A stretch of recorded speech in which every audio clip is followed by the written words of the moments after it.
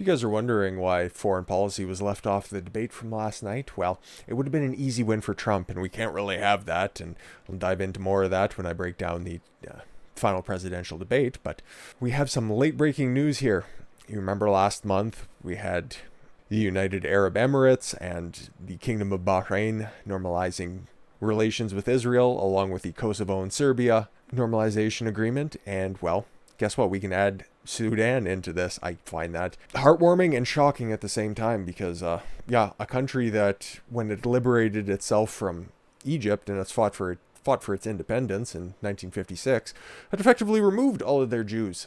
Of all the Jewish communities living in Arab and Muslim states prior to the formation of Israel, the smallest was undoubtedly the 1,000 or so Jews who live in the Sudan. Yeah, not exactly the largest population, and actually had, not but a week ago, strong opposition to actually normalizing agreements between the two nations. Sudanese Prime Minister opposes normalization with Israel as Khartoum deliberates move. Posted on the 15th of October 2020, a little over a week ago. Sudan Sovereignty Council, the governing body of African nation, was expected to hold late-night deliberations on whether to recognize Israel, CNN reported Thursday. A decision on the matter could come as early as Friday morning, the network said on its Arabic channel. I'll leave it up to CNN to be a part of a Miss Cleo-level prediction. The rushed discussion in Khartoum followed an ultimatum by Washington to Khartoum to declare its willingness to normalize ties with the Jewish state. According to Arabic daily Asharq al-Awsat, I have to brush up on my Sanskrit, I suppose. Sudan's Prime Minister Abdallah Hamdok has voiced strong opposition to Khartoum, instating any formal diplomatic relations with Jerusalem. Hamdok has repeatedly demanded that the demand for the establishment of relations with Israel be separated from the Sudan's appeal to be removed from Washington's list of countries that support terrorism.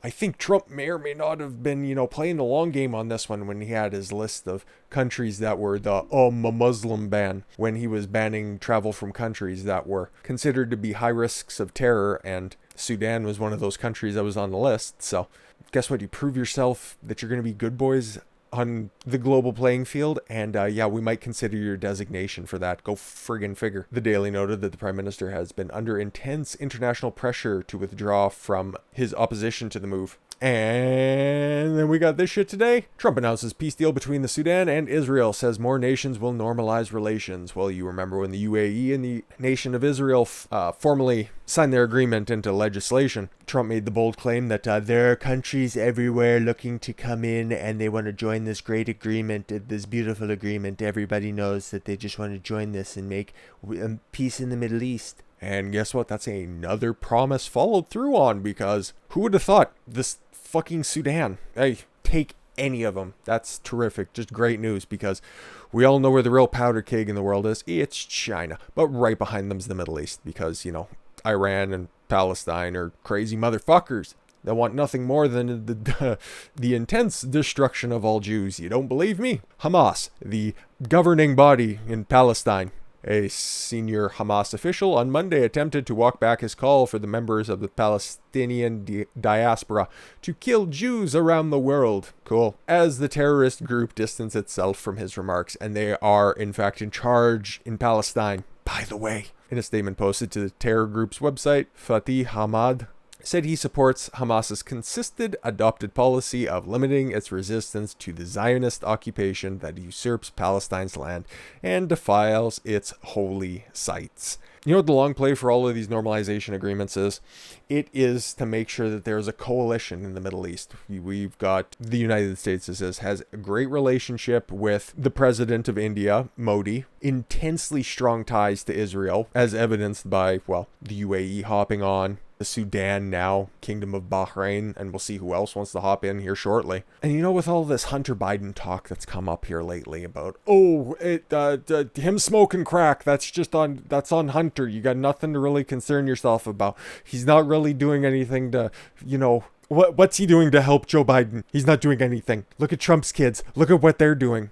Well, let's do that indeed. Let's look at what his, I don't know, how about his son-in-law, Jared Kushner? What is he doing? He's the chief architect behind a lot of these plans, by the way. When Jared Kushner took on the Israeli-Palestine conflict, along with his many other official duties, promoting American innovation, arms sales to Saudi Arabia, the U.S. opioid crisis, he decided to begin with a blank slate. He said flat out, "Don't talk to me about history," said Aaron David Miller, a U.S. peace negotiator for previous administrations who consulted by Kushner. He said, "I told the Israelis and the Palestinians not to talk to me about history too." This was the daring approach to a conflict and region steeped in every bitter turn of history. During one of the handfuls of meetings, Miller reminded the president's son-in-law of William Faulkner's observation, "The past is never dead. It's not even past." Kushner decided to deal with the problem of history intruding on talks by engineering a proposed settlement to the Israeli-Palestinian crisis without negotiations or even really talking to one of the parties, because Hamas' consistent adopted policies of limiting its resistance to the Zionist occupation that usurps Palestine's land and defies its holy sites. How can you negotiate with somebody whose non-negotiables include never ever recognizing the Zionist state? Short answer, you can't. The long answer, you really can't.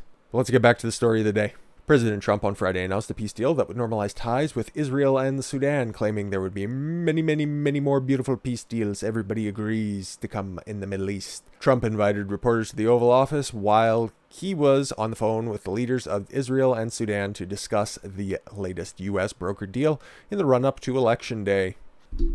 Now, Joe Biden took 5 days off his fucking campaign. He called a lid Sunday night all the way until the debate. You could really tell when it came down to the debate itself, because Joe Biden had all of his very scripted talking points, and whenever he steered off of that, he eventually had one of his dementia moments, but everything was very sloganeered, everything was very prepared, and Trump was very off the cuff, most like he is with every single other media appearance. And he did all of this with the backdrop of him trying to solve peace in the Middle East. Can you fucking imagine this guy's workload? Joe had to take 5 days off. Trump is solving the most persistent problem in the world over the past several hundred years? Just another reason to vote for Trump, okay? 3 months ago, nobody thought this was possible. Even Bibi didn't know if this was possible, right, Bibi? Sounds like he's talking to his child. Trump asked his ally, Israel Prime Minister Benjamin Netanyahu. Trump said Sudan has demonstrated a commitment to battling terrorism. Well, remember what the Prime Minister of the Sudan just said? I'll pull it up here for posterity's sake. Sudan's appeal to be removed from Washington's list of countries that support terrorism. Trump said the Sudan had demonstrated a commitment to battling terrorism. The man who wrote The Art of the Deal, one of the best-selling negotiation books of all time, if not the best, I don't know, that's just what my people tell me, figured out, maybe I can use my negotiation skills to make this shit happen. How about we call out these Middle Eastern countries who actively engage in terrorist behavior and then negotiate with them in order to, solve long-standing conflict that nobody else has seemed to figure out a solution to? Well, I don't know. I've heard a thing or two about Joe Biden. He just needs that one extra little time and maybe 48 years of charm. He'd be able to figure all this shit out. Just a thought. This is one of the great days in the history of Sudan, Trump said, adding that Israel and Sudan have been in a state of war for decades. I am just waiting for next term when this headline will read, "South and North Korea have normalized relations." Won't that be lovely? It's a new world, Netanyahu said over the phone. "We are cooperating with everyone, building a better future for all of us." The president said that at least 5 other countries wanted peace with Israel. "We have many lined up. They want to come in, get the deal done." I hope so. Mainstream media is not going to cover it. Alphabet Soup networks aren't going to cover it. The only place I could find it that was actually free, I'm working on a bit of a budget here, so bear with me, folks, was on Fox News. I don't know if it'll be on any of their news programs. I'm sure it will be, because they at least pretend to be an impartial voice in this entire process. But will you hear one of it tonight on Lester Holt on NBC, George Snuffleupagus over there on ABC on Sunday? Chris Wallace might spout it out through gritted teeth on Sunday as well, if he's not still too butthurt about Kristen Welker doing a plasticine better job. Well, like I said, we'll get into that with the debate breakdown.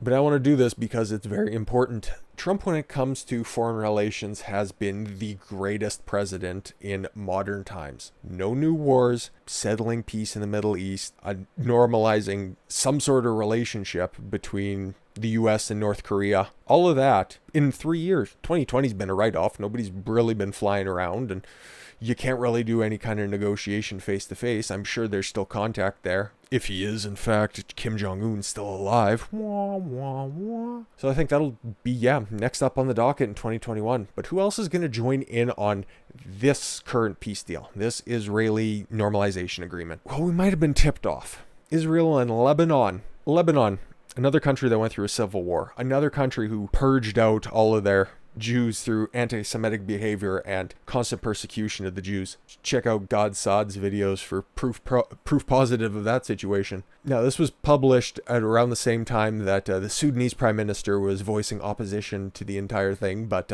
Israel and Lebanon hold historic talks on maritime border. Both sides insist the talks are purely technical and not a sign of normalization or ties. Well, we also heard that the prime minister of the Sudan was vehemently against this. The first day of historic talks between Israel and Lebanon on the maritime border dispute ended Wednesday in Nakora as the two bitter rivals agreed to reconvene for a negotiation brokered by the United States. I will guarantee one of those 5 countries is Lebanon. Will they be the next ones in? I don't know.